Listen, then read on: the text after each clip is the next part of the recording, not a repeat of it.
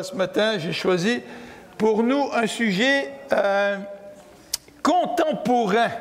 Alors, quand on parle de sujet contemporain, on peut très bien aborder un sujet contemporain en s'éloignant complètement de ce que dit la parole de Dieu, ou on peut essayer d'arrimer ce qui se passe autour de nous pour mieux comprendre les événements à la lueur de la parole de Dieu. Et c'est ce que j'aimerais faire avec vous ce matin. Vous savez que pendant les vacances, là, le 14 juillet, il y a eu un attentat à Nice. Vous êtes certainement très conscient de ça. Et j'ai regardé dans Internet la liste des attentats que la France a connus depuis environ 16 mois. Alors, je vous ferai grâce des détails des attentats moins importants, mais je vais vous en donner quelques-uns. En 2015, 3 attentats qui ont marqué tout l'Occident, en fait, hein, pas juste la France. L'attentat de Charlie Hebdo, le 7 janvier 2015. Et dans la même période, donc le lendemain, une policière et puis un agent a été blessé, la policière a été tuée le 8 janvier par celui qui a fait la prise d'otage le lendemain, donc c'était 3 jours intenses, à l'Hyper-Cacher, ce magasin d'alimentation juif. 4 juifs ont été donc tués le 9 janvier 2015. Vous savez qu'il y a eu d'autres attentats à part cette période qui a marqué le début de l'année. Il y a eu celui du train. Vous vous rappelez le train, le Thalys. Et il y a eu des jeunes soldats qui sont intervenus, qui ont même été blessés, pour essayer de limiter les dégâts et qui ont été par la suite décorés. Vous avez certainement entendu parler aussi du carnage au Bataclan et puis sur les terrasses le 13 novembre 2015. Et peut-être vous en avez moins entendu parler, mais un couple de policiers, l'homme et son épouse se sont fait assassiner chez eux, donc le 13 juin 2016. Et le 14 juillet, il y a eu cet attentat à Nice qui a marqué évidemment notre souvenir, qui a marqué cette journée du 14 juillet. Et quand on pense à ces attentats-là, ben, on oublie quelque chose de très important. Encore aujourd'hui, il y a eu un attentat à Bagdad. 12 personnes sont mortes ce matin. Il y a quelques jours, c'était une centaine de personnes pratiquement. On pourrait dire que 95%, peut-être même plus, 98% des attentats ont lieu au Proche-Orient, dans les autres pays, dans les pays musulmans, à Bagdad, en Syrie, en Afghanistan, il y en a eu il n'y a pas longtemps à Kaboul, et dans d'autres pays. Et c'est sûr que ces attentats nous touchent quand ça vient, quand ils ont lieu dans nos pays, dans les pays occidentaux. Et ça nous secoue particulièrement. Cette semaine, j'ai reçu, je crois que c'est cette semaine, un appel d'un ancien étudiant de la faculté. Puis il me dit « Ah, pasteur Bonicel, ça fait longtemps qu'on ne s'est pas vu, et puis je suis bien content de vous parler. » Et il me pose des questions en rapport avec le retour du Seigneur, en rapport avec les événements qui se passent. Et on a discuté ensemble pour un petit peu replacer les choses en bonne perspective. Et c'est un peu ce que j'aimerais faire avec vous ce matin, c'est regarder un petit peu ces événements-là et voir ce que la Bible en pense, pour que nous puissions avoir une bonne perspective de ces événements. Alors, on en parlera un petit peu plus tard là, de la discussion que j'ai eue avec cet ami-là. Mais rappelons-nous déjà pour commencer que de mettre ça en bonne perspective, malgré tout ce qui se passe dans nos pays occidentaux, nous sommes privilégiés par rapport à des populations qui sont loin de nous, au sujet desquelles nous ne nous sentons pas tellement concernés, mais qui souffrent encore davantage et bien plus que nous. Évidemment, je ne dis pas ça pour minimiser les souffrances des victimes et des membres de leur famille, parce que notre première réaction quand on entend ce genre de nouvelles, c'est de penser évidemment aux victimes, penser aux membres de leur famille. Vous savez, on dit que quand il y a une victime, il y a plusieurs personnes autour qui souffrent de toutes les conséquences. Peut-être une dizaine, une vingtaine, je ne sais pas combien, les enfants, les parents, etc. Donc beaucoup de gens souffrent des conséquences de ces attentats. Alors ce que je voudrais regarder avec vous ce matin, c'est comment nous pouvons réagir à ces événements-là. Puis je ne lirai pas le texte biblique tout de suite. Pardon, je vais vous présenter d'abord 3 ou 4 façons, 3 ou 4 réponses possibles à ces genres d'événements, que ce soit des attentats ou que ce soit des catastrophes naturelles. Vous savez, ces genres d'événements comme le tsunami qui a fait la nouvelle en décembre, je crois que c'était en 2004. Et c'est assez marquant de voir que 200 000 personnes ont été les victimes d'un tsunami. Vous vous rendez compte, 200 000? C'est incroyable. Ça nous dépasse en fait, quand on entend parler de toutes ces choses-là. Alors je vais regarder avec vous quelques réponses possibles. Et la dernière réponse possible, eh bien, nous la trouverons dans l'évangile de Luc. Et on regardera cette dernière réponse. C'est la réponse que Jésus lui-même donne à des catastrophes qui ont eu lieu donc, durant la période de la vie de Jésus sur la terre. Alors, première réponse possible à ce genre d'événement. Première réponse possible. Ben, évidemment, il y a toutes sortes de réponses possibles, hein, mais j'en ai souligné juste quelques-unes. La première réponse possible, au-delà de l'injustice profonde que l'on peut ressentir, au-delà de la révolte peut-être qui peut habiter notre cœur, mais la première réponse possible, c'est la peur de la mort. Je ne sais pas si, en entendant parler de ces événements, vous avez réagi un petit peu comme ça, mais on a peur de la mort. En fait, c'est tout à fait normal d'avoir peur de la mort. La Bible nous dit que la mort, c'est le dernier ennemi. Alors, je ne peux pas négliger un ennemi. Je ne peux pas, dans une hyper-spiritualité, faire comme si la mort, c'était rien là, parce que le Seigneur, il me donne la victoire, et puis voilà. La mort, c'est un ennemi. Un ennemi doit être combattu. Et nous comptons, bien sûr, sur la force du Seigneur pour nous aider dans ces situations-là. Alors, nous avons peut-être peur de la mort parce que la mort est imprévisible.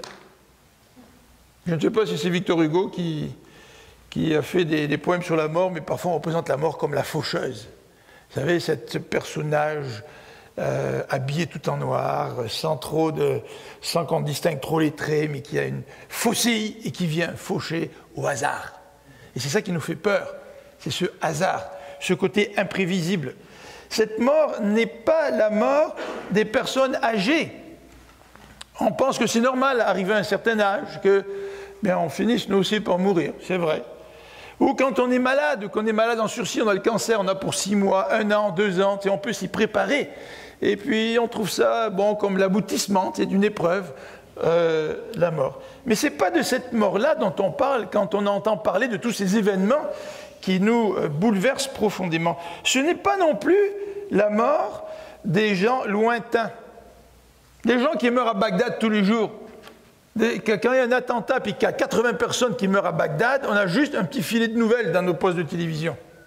Mais quand le même événement arrive à Nice, on entend parler pendant 3 jours, de façon intensive. Pourquoi? Parce que cet événement-là nous touche, c'est près de nous. Mais quand on parle de la mort des gens qui sont loin, ça nous touche plus ou moins. Mais face à ces situations-là, face au caractère imprévisible de la mort, quand ça vient nous toucher de près, eh bien nous pouvons réagir par la peur, puisque la mort peut nous surprendre à tout moment. Et c'est ça qui fait peur. Alors notre réaction humaine, quelle est-elle? Évidemment, comme j'ai dit tout à l'heure, je ne peux pas ce matin décrire toutes les réactions possibles et imaginables, mais une réaction possible face à cette situation-là, c'est de réaliser que nous avons une seule vie. Je n'ai qu'une seule vie. Si tu me prends ma vie, j'ai plus de vie. Et c'est ça qui provoque certainement ce caractère révoltant de voir que quelqu'un se donne le droit d'ôter la vie à quelqu'un d'autre. Et quand tu ôtes la vie à quelqu'un d'autre, tu ne peux pas la lui redonner. C'est définitif. Et je ne sais pas si vous avez vu, mais moi ça me frappe tout le temps, quand on a des gens de Memorial sur Internet, puis vous avez la photo de toutes les victimes. Puis moi je regarde la photo de toutes les victimes. Puis je regarde la photo des personnes âgées, ou plus ou moins âgées, qui sont décédées, puis je me dis, bon, il y a des petits-enfants quelque part qui ont perdu un grand-parent ou une grande-maman. Je regarde la photo d'un homme d'affaires américain avec son fils qui est mort dans l'attentat à Nice. Je me dis, mais C'est catastrophique, tu perds ton mari, tu perds ta femme, tu perds ton fils. Je regarde la photo de gens qui ont 20 ans, il y avait un jeune de 25 ans qui est mort. Et je regarde ce jeune, il avait l'air tout souriant, épanoui. Tu sais, et là, une belle vie qui est fauchée, comme ça, sans aucune raison valable. Alors notre réaction humaine, c'est de nous rappeler que nous avons une seule vie, et puisque la mort est absurde, puisque nous avons une seule vie, il n'y a plus rien après. Hein? Si vous croyez en cela, c'est absurde. C'est même terrifiant. Ben, la seule option qui vous reste, c'est de vivre, profiter de la vie. Ce n'est pas tout le monde qui réagit comme cela. Parfois, face à la mort, eh bien, nous pouvons être déprimés, découragés même de notre nature humaine qui est tellement faible. Hein? La Bible nous dit que nous sommes comme une fleur des champs qui naît le matin, puis qui le soir est partie. Notre vie est comme un fil. Et face à cette réalité-là, nous pouvons soit nous déprimer, nous décourager, nous laisser aller, ou soit réagir d'une autre façon, complètement opposée, nous dire, mais écoute, il faut profiter de la vie, on n'a qu'une à vivre, alors profitons de la vie, c'est notre seule option. Bien, la Bible, elle, nous présente une autre façon de voir la situation. Et c'est la réaction de Jésus et de ses disciples. Et c'est vrai que la vie sur la terre, eh bien, nous dit Jésus et les disciples, n'est pas notre seule vie. C'est ça qui fait la différence entre les chrétiens et les non-chrétiens. C'est que bien souvent, les non-chrétiens pensent que la vie sur la terre, c'est la seule vie. Donc si c'est la seule vie que tu vas te rattacher à cette vie-là, tu vas essayer de la conserver, tu vas essayer d'en jouir, parce que c'est la seule vie que tu as. Et le Seigneur nous dit que cette vie sur la terre, ce n'est pas la seule vie que nous avons. En fait, le Seigneur nous dit qu'après cette vie sur la terre, eh bien, il y a le jugement. Et après ce jugement, eh bien, soit tu vis l'éloigné de Dieu pour l'éternité, ou soit tu vas vivre en présence de Dieu, dans la joie, puis un mot qu'on n'utilise pas beaucoup aujourd'hui, mais la félicité. Hein, ça ne vient pas du mot féliciter, enfin, ce n'est pas dans ce sens-là, je te félicite, mais la félicité, c'est une très grande joie. Et le Seigneur a prévu pour ses enfants une vie de félicité après cette vie sur la terre. Et c'est une vie pour l'éternité. Et Jésus a dit dans Marc au chapitre 8, si vous voulez tourner dans Marc au chapitre 8, au verset 35, Jésus nous dit, il dit à ses disciples, « Quiconque veut venir après moi, qu'il renonce soi-même, qu'il se renonce soi-même, et qu'il prenne sa croix et qu'il me suive. Car quiconque voudra sauver sa vie, la perdra, et quiconque perdra sa propre vie, pour l'amour de moi et de l'Évangile, la sauvera. » Lors de l'attentat à Nice, il y a un homme qui a sauvé sa femme, je crois qu'elle était enceinte, ou en tout cas sa femme et son enfant. Il l'a sauvée du camion, mais lui est mort. Mais la Bible nous dit ici, c'est celui qui va perdre sa vie pour l'amour de Jésus, de Dieu, qui va la sauver en fait. Notre vie, ce n'est pas simplement la vie sur la terre. Et en fait, dans des situations extrêmes, les chrétiens devraient être les premiers à donner leur vie. Parce qu'ils savent que leur vie ne s'arrête pas là. Qu'il y a une autre vie en présence du Seigneur, une vie pour l'éternité. Alors, première réaction possible dans des événements comme ceux-là, face à ces attentats, eh bien, c'est la peur de la mort. La peur de la mort nous saisit et nous affecte profondément. La deuxième réponse, qui est possible, il y en a d'autres. La deuxième réponse possible, on va la voir à l'écran, c'est celui ou celle de la haine. Quand vous écoutez ou vous lisez certains articles sur Internet, vous allez voir que Daesh a de la haine. L'État islamique a de la haine. Et l'État islamique a de la haine envers certains pays en particulier. Par exemple, la France ou les États-Unis. Et vous savez pourquoi. La France et les États-Unis sont impliqués dans la guerre. Il y a d'autres pays qui sont impliqués dans la guerre aussi, mais en particulier la France et les États-Unis. Mais la haine de Daesh ne s'exprime pas simplement envers ces pays, mais la haine de Daesh s'exprime aussi envers d'autres pays arabes. Comme je l'ai dit, il y a d'autres attentats, et bien plus d'autres attentats dans les pays arabes que dans les pays occidentaux. Et la haine de Daesh s'exprime aussi envers le mode de vie occidental. En fait, la haine de Daesh s'exprime envers qui? Envers vous et envers moi. Est-ce que c'est une réponse possible de répondre à la haine par la haine, à la violence par la violence? Eh bien, si nous sommes tentés de choisir cette réponse-là, eh bien, rappelons-nous que la haine engendre la haine, et que la haine engendre une escalade de la violence. En fait, la haine appelle la haine et aboutit à la vengeance. Je ne sais pas si vous avez lu Astérix et Obélix en Corse, mais vous avez certainement entendu parler de la vendetta en Corse. Les familles commencent à s'affronter, l'une et l'autre s'affrontent.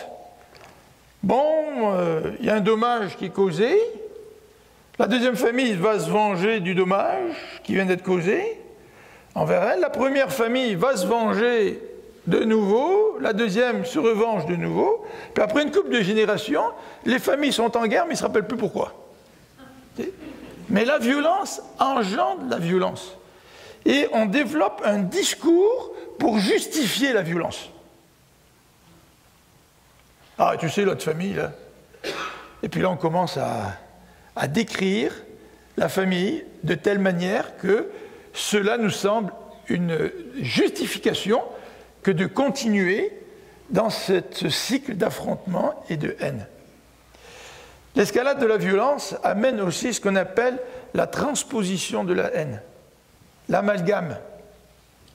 Vous savez qu'en Europe, et je crois que c'est la peur des gouvernements, c'est que la société se fractionne suite à ces attentats. Et après l'attentat qui a eu lieu à Nice, il y a des gens qui ont réagi, hein, et même que l'épouse du meurtrier, ils étaient en instance de divorce, elle a dû déménager parce qu'elle avait peur pour sa vie. Alors, c'est très facile de transposer la haine sur des groupes de gens et de faire un amalgame. Tous les musulmans sont des terroristes. Il n'y a rien de plus faux que ça. Il n'y a rien de plus faux que ça. Mais la haine nous aveugle au point où nous ne faisons plus de démarcation. Nous n'avons plus une vision claire de la situation.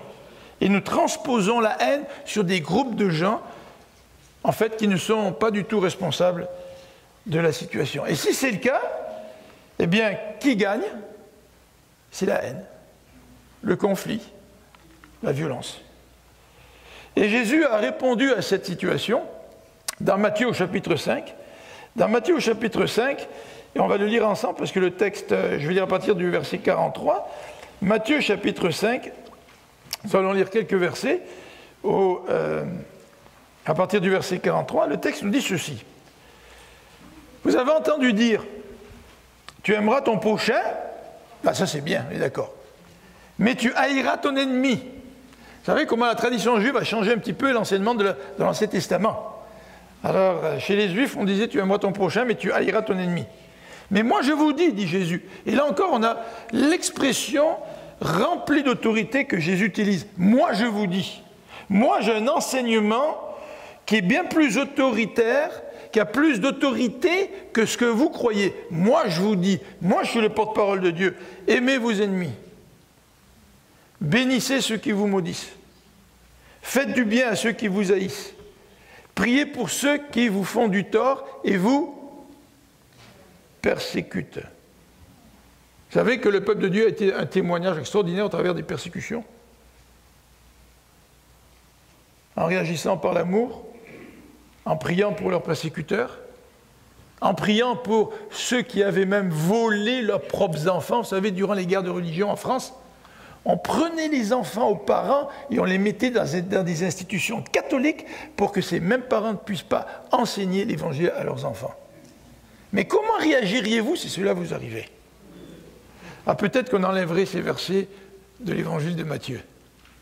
De prier pour ces gens-là, de prier pour ces gens qui nous font du tort, de prier pour ces gens qui nous blessent, de prier pour ces gens qui nous haïssent, pour prier pour ces gens qui nous font du mal. Et Jésus continue au verset 45, non seulement il nous dit donc d'aimer nos ennemis, et de manière très concrète. Vous savez, si vous êtes chez vous, puis vous n'êtes pas capable d'ouvrir la bouche et de dire à Dieu, Seigneur, je te demande de bénir cette personne qui m'a fait du mal, ça, c'est pas pratique. Et souvent, on est bloqué à l'intérieur de nous. C'est tellement difficile.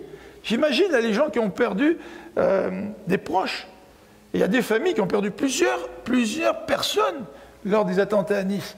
Que ces gens-là puissent vraiment prier Dieu pour que Dieu bénisse ceux qui font du mal et du tort et qui commettent ces atrocités. Je veux dire, moi, humainement parlant, je m'en sens incapable de le faire.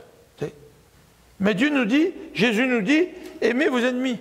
Donc dans cette situation-là, mon seul espoir, c'est que Dieu touche mon cœur et me donne la force. Et pourtant, Dieu nous dit, aimez vos ennemis, parce que c'est une démonstration de votre lien filial avec Dieu. C'est la démonstration que vous êtes enfant de Dieu. Comment démontrer que vous êtes enfant de Dieu? C'est dans les épreuves qu'on démontre le plus notre appartenance à Dieu.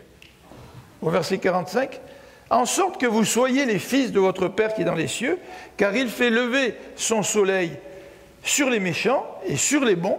Il envoie sa pluie sur les justes et sur les injustes. Dieu, il est bon avec ses ennemis. Dieu, il est bon avec ceux qui le rejettent.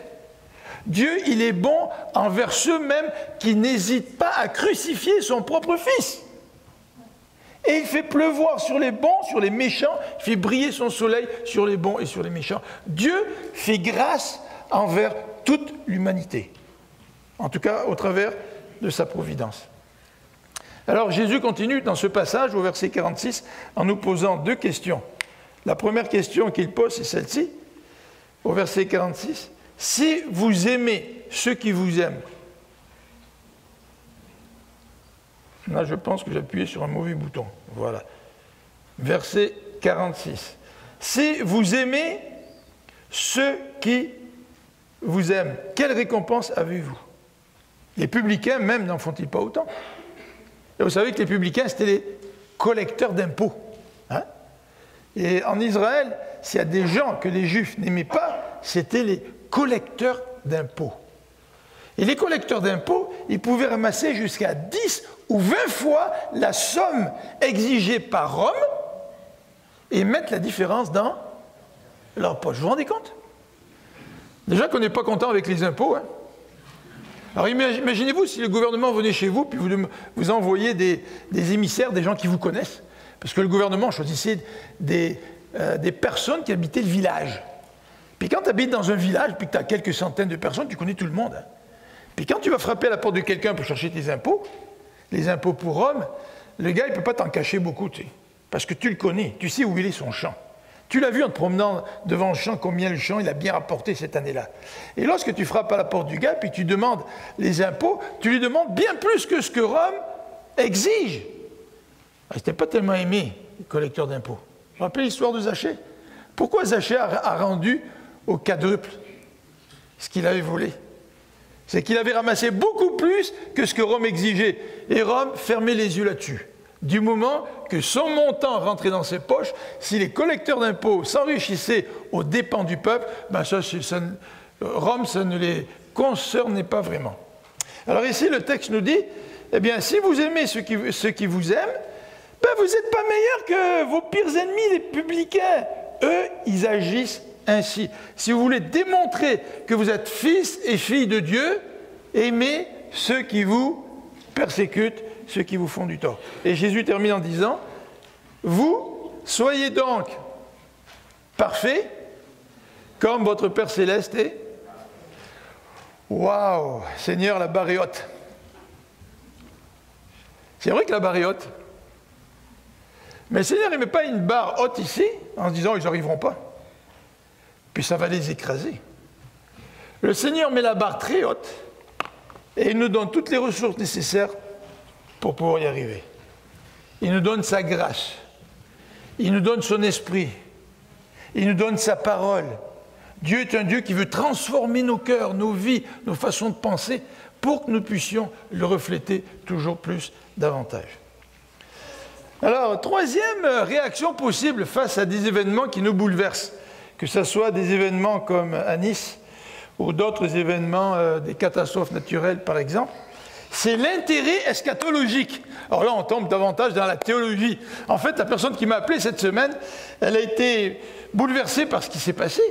Et elle m'a appelé en me disant, Pasteur Philippe, qu'est-ce que vous pensez du retour du Seigneur? Est-ce qu'on est en train de voir les signes du retour du Seigneur? Il semble que le monde devient de plus en plus fou. Et la Bible nous dit que quand les choses vont aller de plus en plus mal, le Seigneur va revenir. C'est intéressant parce que je lui ai répondu en disant, tu sais, les signes des derniers temps, si vous voulez savoir si c'était les derniers temps, ça fait longtemps que les chrétiens regardent les signes des derniers temps. Alors sans retourner au 1er siècle, retournons quelques années en arrière, en 1990-91. Vous vous souvenez? Moi j'étais aux États-Unis, à Los Angeles à ce moment-là, et j'allais prendre l'avion pour retourner au Québec. Quelle différence entre mon retour et l'aller. À l'aller, tout allait bien. Au retour, il y avait des annonces par haut-parleur à l'aéroport de Los Angeles.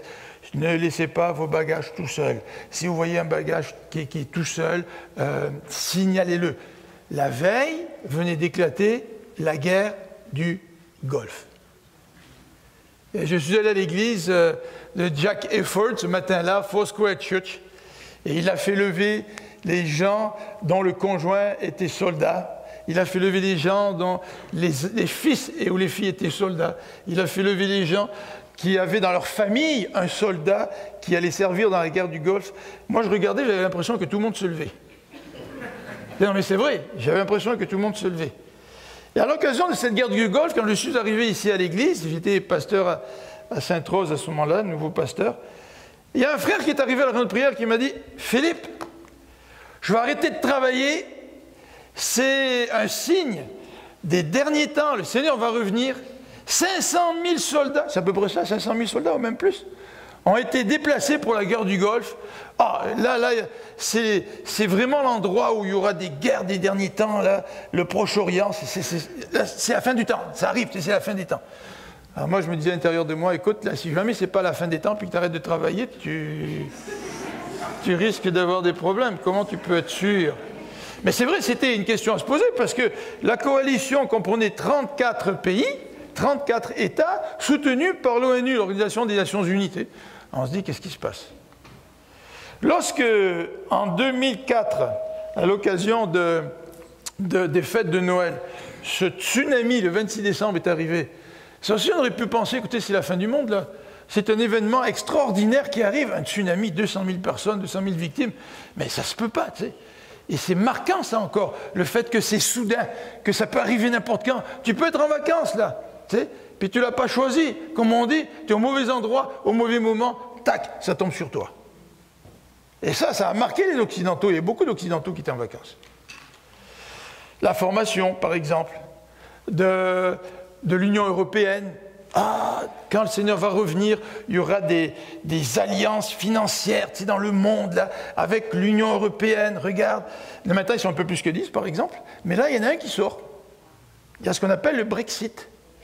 Et là, ceux qui pensaient que le Seigneur allait revenir, parce que la formation de l'Union européenne était un signe comme quoi le Seigneur allait revenir, on s'aperçoit que l'Union européenne a toutes sortes de problèmes. Et qu'il y a peut-être une bonne partie de la population qui voudrait sortir de l'Union européenne. En fait, on essaie de voir combien de gens en France aimeraient sortir de l'Union européenne, même si la France est très très active et une des leaders au sein de l'Union européenne. Et là, l'Angleterre sort de l'Union européenne. Alors voyez-vous, quand il y a des événements comme ça bouleversants qui arrivent, que ce soit des attentats, des guerres, que ce soit des mouvements comme des mouvements migratoires, vous vous rappelez tous ces migrants qui rentraient par la Turquie, la Grèce et qui arrivent en France, en Espagne, pas en Espagne, mais en Allemagne, et qui veulent passer en Angleterre et qui causent toutes sortes de problèmes. Alors là, on est paniqué parce qu'on dirait que notre monde, ou l'équilibre de notre monde est en train de pas mal, comment on dit, s'effriter. Et on se dit, c'est des signes comme quoi le Seigneur va revenir. Ben oui, de façon générale, c'est des signes comme quoi le Seigneur va revenir. Puis le Seigneur a toujours dit qu'il y aura des signes pour son retour. Mais savez-vous que des mouvements migratoires, ça existe depuis longtemps. Au temps d'Abraham, il y avait des mouvements migratoires. Il y avait des centaines de milliers de gens qui immigraient et qui provoquaient des remous politiques à l'époque et qui provoquaient même des changements de dynastie. C'est ce qui est arrivé en Égypte aussi. Les Hyksos sont descendus du nord, sont arrivés en Égypte, et puis on pense que le pharaon sous lequel a pu vivre Joseph était un Hyksos, un pharaon étranger qui avait été mis sur le trône. Donc ce n'est pas la première fois qu'il y aura des guerres, des bruits de guerre, des mouvements migratoires et toutes sortes d'événements qui sont là pour nous bouleverser. Alors dans ce contexte, on cherche les signes des temps. Alors j'aimerais que nous soyons prudents en rapport avec les signes des temps. Oui, les événements nous rappellent que le Seigneur va revenir. Et il peut revenir demain, c'est vrai, mais il peut revenir aussi dans 100 ans ou dans 200 ans. Quand j'étais petit, je priais le Seigneur, je dis « Seigneur, j'aimerais bien ça que tu reviennes du temps de mon vivant. » Alors il ne reste pas beaucoup de temps. Hein. Alors je ne sais pas s'il va répondre à la question, parce que ça me fascinait, savoir quand le Seigneur va revenir, qu'est-ce qui va se passer, tu sais. Est-ce que les pilotes d'avion vont être pris, là? Puis l'avion va continuer à voler tout seul, jusqu'à ce qu'il n'ait plus d'essence, là? Qu'est-ce qui va se passer? Ça me fascinait. Mais cette réponse possible à ces événements, eh bien, c'est un intérêt accru pour ce qu'on appelle l'eschatologie. Et l'eschatologie, c'est le terme qu'on utilise en théologie pour parler des derniers événements. Hein. Et on se pose des questions. Alors au téléphone, le frère me posait des questions, il me dit « Est-ce que l'Église va être enlevée après ou avant le retour de Jésus » tu sais. Et on se pose toutes sortes de questions, et on va même jusqu'à essayer d'interpréter l'Apocalypse de façon contemporaine. Vous allez me dire, dès qu'on dit le mot contemporain, on est à la page, on est à la mode. Mais interpréter l'Apocalypse de façon contemporaine, ça veut dire ceci. Ça veut dire que tu délaisses l'intention de l'auteur, de Jean, lorsqu'il a écrit l'Apocalypse. Et que tu ne te préoccupes pas de ce que Dieu a voulu dire au travers de Jean, au destinataire de l'épître. Vous me suivez là? Et c'est pour cette raison qu'on a vu dans l'Apocalypse un puissant ordinateur en Belgique à cause du 666. Mais quand on parlait de ce puissant ordinateur en Belgique, avec le recul, on se dit peut-être que mon petit ordinateur laptop aujourd'hui était bien plus puissant que l'ordinateur dont on parlait en Belgique à ce moment-là. Alors voyez-vous, les interprétations contemporaines de l'Apocalypse sont extrêmement subjectives et souvent dépassées, vite dépassées, en 2, 3, 4 ou 5 ans. On a vu des bombes nucléaires à fragmentation, on a vu toutes sortes de choses dans l'Apocalypse. Rien que le signe 666, vous savez le chiffre de la bête là? On l'a interprété de façon tellement différente, ça serait remarquable de faire un survol de l'histoire de l'Église et de voir l'interprétation qu'on a donnée au 666, qui était chaque fois des interprétations contemporaines du 666, mais à chaque fois dépassée quand une nouvelle interprétation naissait à son tour. Alors voyez-vous l'intérêt pour l'Apocalypse, mais un intérêt contemporain qui fait fi de l'intention de l'auteur, du contexte dans lequel le livre a été écrit et du message de l'Apocalypse tel que Jean a voulu le transmettre. Alors, souvent, cet intérêt eschatologique n'est pas le fruit d'une étude sérieuse sur les différentes positions eschatologiques. Vous savez que chez les chrétiens, il y a plusieurs idées sur le retour de Jésus. Hein? On est tous d'accord que le Seigneur revient, vrai? Alors il y en a qui ont des bonnes interprétations sur le retour du Seigneur, et il y en a qui ont des mauvaises interprétations. David, il a une mauvaise interprétation, moi j'ai une bonne interprétation, tu sais? Parce que malheureusement, David n'est pas d'accord avec moi, tu sais? C'est dommage, mais comme dit Paul, quand il sera au ciel, le Seigneur va le convaincre, n'est-ce pas? Non, je plaisante, hein, David? Vous savez qu'en matière de retour de Jésus, il y a des églises qui se sont divisées. Il y a des églises qui n'acceptent pas en leur sein des gens chrétiens authentiques solides, qui donnent un bon témoignage, mais qui n'ont pas la même position sur les événements qui concernent le retour de Jésus. Et moi, je suis très content que David ait une position différente de la mienne. Je suis très, très content. Parce qu'en fait, on n'en discute pas souvent, je ne sais même pas si on a discuté de ça, David, mais si on a l'occasion d'en discuter, c'est toujours une discussion intéressante, mais on s'aperçoit finalement que ce qui compte, c'est que le Seigneur va revenir. Et ce qui est important, ce n'est pas mon interprétation des événements, mais c'est que le Seigneur va revenir. Et que le Seigneur m'appelle à respecter ceux qui ont des positions différentes des miennes. Et malheureusement, dans des situations comme celle-là, face à des tragédies, face à des événements qui nous marquent, il y a parfois un intérêt grandissant pour l'eschatologie, mais ce n'est pas le fruit d'une étude sérieuse des différentes positions sur le retour du Seigneur. Ah, mon pasteur, il a telle position, donc moi j'ai telle position. Ouais, pourquoi tu crois ça? Ben, je ne sais pas, mon pasteur l'a dit, tu sais. Est-ce que c'est ça avoir des convictions? C'est pas ça avoir des convictions. Des convictions, c'est prendre la parole de Dieu, l'étudier sérieusement et demander au Seigneur de nous guider dans cette étude pour avoir une conviction sur ce que la parole de Dieu enseigne. Alors, dans le Nouveau Testament, nous savons que ce que le Nouveau Testament nous dit, eh bien, c'est qu'il faut être prêt. Et quand ces événements ont lieu comme à Nice, ou comme le tsunami, ou comme des guerres qui éclatent, ou comme des injustices, ou comme des atrocités, on en a plein la télévision. On en a plein les masses médias aujourd'hui. En écoutant ceci, comment réagis-tu? Est-ce que tu te poses la question en disant, c'est un rappel pour moi, pour que je sois prêt quand le Seigneur va revenir? Ah, bien sûr, ça n'enlève pas de notre cœur la compassion, la tristesse, la souffrance. On pense à toutes ces victimes, bien sûr. Mais est-ce que nous nous rappelons que le Seigneur va revenir et que le Seigneur nous demande d'être prêts? J'aimerais regarder avec vous trois textes. Je vais les mettre à l'écran et on va les regarder un après l'autre. D'abord dans Matthieu 24, après dans Luc et après dans Tite. Matthieu 24. Matthieu 24. À partir du verset 37. Matthieu 24, verset 37. Alors on va lire un petit peu ce que ces passages nous disent. Qu'est-ce que ces passages nous enseignent? Mais comme ont été les jours de Noé, ainsi sera aussi la venue du Fils de l'homme. Donc le Fils de l'homme, ça désigne Jésus. Car comme dans les jours avant le déluge, on mangeait et on buvait, on se mariait et on donnait en mariage jusqu'au jour où Noé entra dans l'arche. Et il ne connut rien. Ah, bien sûr, il était tellement préoccupé à fêter, à vivre, à manger, à boire, à se marier, etc. Il ne connut rien jusqu'à ce que le déluge vint et les emporta tous. Ainsi sera la venue du Fils de l'homme. Alors 2 hommes seront au champ, l'un sera pris et l'autre laissé. 2 femmes moudront à la meule, l'une sera prise et l'autre laissée.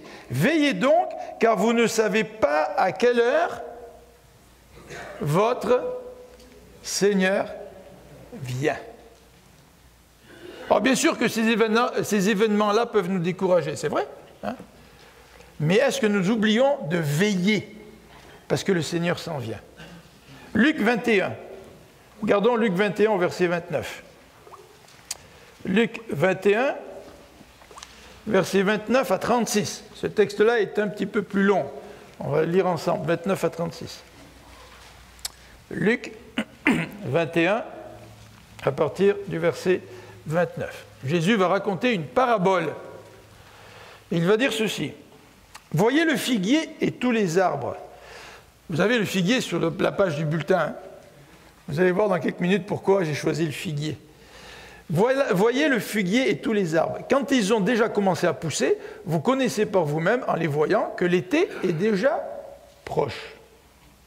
De même aussi, vous, quand vous verrez arriver ces choses, sachez que le royaume de Dieu est proche. En vérité, je vous dis que cette génération ne passera point, que tout ne soit arrivé. Le ciel et la terre passeront, mais mes paroles ne passeront point. Et prenez garde à vous-même de peur que vos cœurs ne soient appesantis par la gourmandise, l'ivrognerie, les soucis de la vie, et que ce jour-là ne vous surprenne inopinément. La mort peut surprendre, c'est ça qui nous fait parfois peur face à ces attentats-là. Mais le jour du Seigneur peut nous surprendre. si nous ne sommes pas prêts, si nous nous préoccupons beaucoup trop de notre propre vie. Verset 35. Car il viendra ce jour-là, comme un filet sur tous ceux qui habitent sur la face de toute la terre. Veillez donc, priant en tout temps, afin que vous soyez estimés dignes d'échapper à toutes ces choses qui doivent arriver et de vous tenir devant le Fils de l'homme. On regarde le troisième texte dans Tite. Tite, une épître de Paul au chapitre 2. Tite au chapitre 2. Tite au chapitre 2, à partir du verset 11.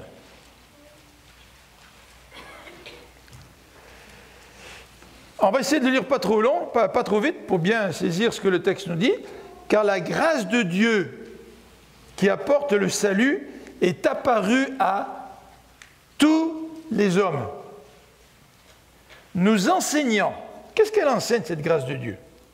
Que, reniant l'impiété et les convoitises mondaines, nous vivions dans le présent siècle sobrement et justement et pieusement. Alors le texte nous dit ici qu'il y a une certaine façon de vivre qu'il faut rejeter, c'est-à-dire l'impiété, les convoitises mondaines, qui ont été décrites jusqu'à présent. Là. Oh, je me marie, je bois, je mange, j'ai des vacances, je profite de la vie, etc. Mais vivre sobrement, justement et pieusement, verset 13, attendant la bienheureuse espérance et l'apparition de la gloire de notre grand Dieu et Sauveur Jésus-Christ, qui s'est donné lui-même pour nous, afin qu'il nous rachète de toute iniquité et qu'il purifie pour lui-même un peuple acquis, zélé pour les bonnes œuvres. Comment tu peux être prêt? Tu peux attendre la venue du Seigneur en vivant sobrement, pieusement, justement, en faisant des bonnes œuvres que Dieu a préparées d'avance pour toi. Quatrième réponse possible. On a vu jusqu'à présent une première réponse à ces événements tragiques dont nous sommes trop souvent les témoins, c'est de réagir en ayant peur de la mort. La deuxième réponse qu'on a regardée, c'est que nous pouvons réagir avec de la haine dans notre cœur. La troisième réponse que nous avons vue, c'est nous réagissons en développant un grand intérêt pour l'eschatologie, puis avec tous les débordements que parfois ça implique. Mais il y a une autre façon de réagir, et c'est le texte que j'ai choisi pour aujourd'hui, c'est la réponse de Jésus. Luc 13. Je vous avais dit que je vous présenterai mon texte à la toute fin. Luc 13, verset 1. Luc 13, verset 1. Et on va voir le récit de deux événements scandaleux qui ont eu lieu au temps de Jésus et que le peuple a rapportés à Jésus. Or, alors je vais... Voilà. En ce même temps, quelques personnes qui se trouvaient là racontaient à Jésus ce qui était arrivé à des Galiléens dont Pilate avait mêlé le sang avec celui de leur sacrifice. Qu'est-ce qui s'est passé? Il y a une tragédie qui vient de se dérouler et on raconte à Jésus ce qui se passe. Et Jésus leur répond, « Oh, tu sais, c'est un événement triste, on pense aux victimes, et puis il ne faut pas que tu t'inquiètes, je veux dire, moi je te protège. » Ou je ne sais pas, Jésus aurait pu essayer de développer des arguments un petit peu, je ne sais pas, philosophiques pour parler de la souffrance, des épreuves. Mais Jésus leur dit au verset 2, « Croyez-vous que ces Galiléens étaient des plus grands pécheurs que tous les autres Galiléens parce qu'ils ont souffert de la sorte ?» Surprenant la question de Jésus. « Non, je vous le dis, mais si vous ne vous repentez, vous périrez tous également. » Alors que fait Jésus? Ça c'est le premier événement, on va lire le deuxième tout à l'heure. Mais que fait Jésus? Jésus, dans l'évangile ici, Jésus décrit donc, pas Jésus mais Luc décrit cet événement. Et on a essayé de savoir à quoi cet événement faisait référence.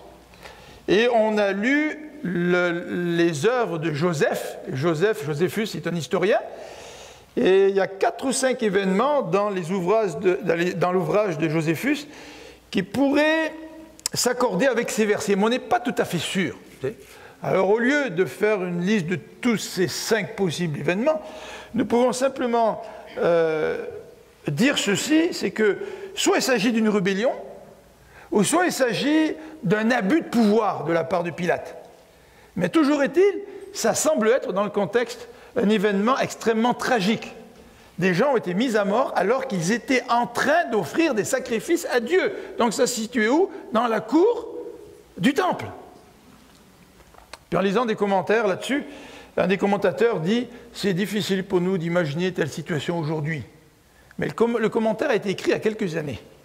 Parce que ce n'est pas difficile pour nous aujourd'hui de penser à cela. Il y a des bombes qui sont mises dans des mosquées. Il y a un homme qui est rentré aux États-Unis durant une réunion de prière il y a quelques mois. Il a assisté à toute la réunion de prière, puis a tiré sur tout le monde après. Et aujourd'hui, que les lieux de culte ne sont même plus respectés. Et on peut très bien comprendre la réaction de ces Juifs-là. Et ces Juifs pourraient dire, ben, peut-être que tout cela, c'est dû au fait que ces victimes-là étaient plus pécheurs que les autres. Et Jésus, lui, dans ce texte, va nous poser une question. À toutes ces réactions possibles ou inimaginables que les gens pourraient avoir, Jésus pose une seule question. Il dit, croyez-vous que ces Galiléens étaient les plus grands pécheurs que tous les autres Galiléens parce qu'ils ont souffert de la sorte? Oh, pour les Juifs, vous vous rappelez les 3 amis de Job. Si tu souffres, Job, c'est qu'en quelque part, tu as péché. Tu es responsable de ta souffrance. Et c'est vrai que ce genre de raisonnement peut nous éviter de nous sentir concernés par la souffrance. Parce que nous, on se dit, si on a une bonne vie, ben, ça ne nous arrivera pas. Et si c'est arrivé à eux, c'est peut-être parce qu'ils le méritaient en quelque part. Et Jésus répond à sa propre question en disant au verset 3, « Non, je vous le dis ». Donc il ne s'agit pas d'une culpabilité plus grande que les autres. Non, Jésus dit, « Mais si vous ne vous repentez, vous périrez tous également. » Alors Jésus ne veut pas dire par là qu'à moins de se repentir, nous aussi on va être tués par Pilate. C'est pas ça que Jésus veut dire. Jésus est en train de dire, ces hommes et ces femmes ont péri. Mais ce qui n'est pas important, ce n'est pas important de penser au moment de votre mort. Ce n'est pas important ça. L'important c'est penser à ce qu'il y a dans votre cœur. Est-ce que vous êtes repenti devant Dieu? Et si vous ne vous repentissez pas devant Dieu, vous allez spirituellement mourir. Vous aussi, vous allez mourir, mais vous allez mourir spirituellement. Et Jésus est en train de dire, toutes ces tragédies auxquelles nous assistons devraient être des événements qui nous incitent à repenser à la question de Jésus et à sa réponse. Si tu ne te repens pas, toi aussi tu vas périr. Oh, peut-être pas lors du tsunami, non, peut-être pas lors d'un attentat, mais tu vas périr certainement à moins que tu ne te repentes devant Dieu. Deuxième événement, au verset 4. On va lire à partir du verset 4. Ou bien ces 18 personnes, alors là, on parle de notre événement, sur qui est tombée la tour de Siloé et qu'elle a tué. Croyez-vous qu'elles aient été plus coupables que toutes les autres habitants de Jérusalem? Non, je vous le dis. Mais si vous ne vous repentez, vous périrez tous également. Alors, dans ce passage, on a aussi la description de cet événement. La tour de Siloé. Siloé, c'est un réservoir d'eau au sud-est de Jérusalem. La tour est tombée, il y a eu un accident, il y a eu 18 personnes qui sont mortes. Et là encore, au lieu d'essayer de répondre à toutes les questions auxquelles nous pouvons nous poser face aux tragédies qui ont lieu dans un monde pécheur, Jésus pose la question. Est-ce que tu crois que ces gens-là étaient plus coupables que tous les autres? Et Jésus donne la même réponse, non. Mais si vous ne vous repentez pas, vous périrez tous également. Alors, dans le passage qui suit, à partir du verset 6, Jésus va raconter une petite parabole que l'on va lire maintenant. Verset 6. Il dit aussi cette parabole. Un homme avait un figuier planté dans sa vigne. Il vint pour y chercher du fruit et il n'en trouva point. Alors il dit au vigneron, « Voilà 3 ans que je viens chercher du fruit à ce figuier et je n'en trouve point. Coupe-le, pourquoi occupe-t-il la terre inutilement ?» Le vigneron lui répondit, « Seigneur, laisse-le encore cette année, je creuserai tout autour et j'y mettrai du fumier. Peut-être à l'avenir donnera-t-il du fruit, sinon tu le coupera. Qu'est-ce que le texte veut nous dire? Le texte nous parle d'un problème. Le problème, ce n'est pas seulement des attentats ou des tragédies naturelles. Le problème, c'est un problème de fruits de cœur. Cet arbre-là, cet arbre fruitier, ce figuier, représente le peuple d'Israël, comme la vigne pouvait représenter le peuple d'Israël. Et Dieu est en train de s'attendre de son peuple à ce que son peuple porte du fruit. Parce que celui qui plante une figue, puis il y a un vigneron qui prend soin du figuier, puis il met des produits pour que le figuier puisse produire, mais si après 2-3 ans le figuier ne produit rien, ben le maître commence à dire au vigneron, ben écoute, il faudrait peut-être songer à couper le figuier. Donc ce qui est en train de dire le maître est en train de dire, je suis d'accord, encore une année, de donner un sursis au figuier. Et tu vas pouvoir mettre du fumier, tu vas pouvoir en prendre soin, puis on verra dans une année, si dans une année il ne produit pas du fruit, eh bien il sera coupé, il sera jugé. Le problème fondamental, ce n'est pas celui des tragédies. Le problème fondamental, c'est celui de notre cœur et de notre vie. Est-ce que nous nous sommes repentis devant Dieu? Est-ce que nous réalisons que si moi je ne suis pas mort lors de l'attentat à Nice, par exemple, c'est parce que Dieu me donne un sursis et que je dois profiter de cette grâce pour venir à lui demander pardon pour mes fautes et qu'il puisse me sauver de mes péchés. Parce que si je ne le fais pas, malgré le sursis qu'il me donne, moi aussi, je vais périr. On va prier ensemble.